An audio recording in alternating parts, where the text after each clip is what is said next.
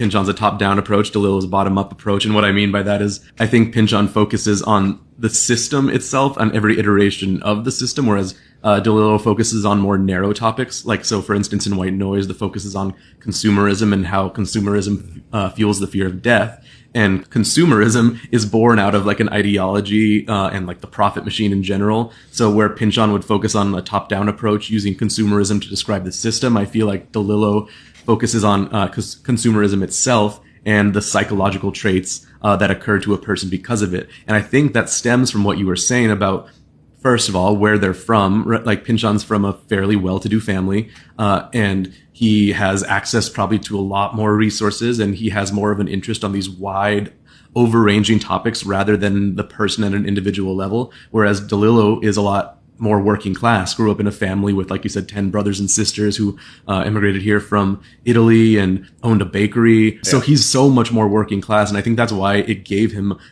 while they're talking about the same thing, thematically, he is focused on the person. I started thinking about, like, you take like a major work from one of them, and like if the other one had come across that idea, that basic idea, how would they have handled it? And I started thinking about like Pynchon's version of Libra. And DeLillo's Libra is very much about the psychology of this guy, Lee Harvey Oswald, and like what happens when that bumps up against like the forces of history and what other people are up to. I don't know enough to know how Pynchon would have handled it, but I don't think it would have been like that. I think the cast of characters would have been a lot larger.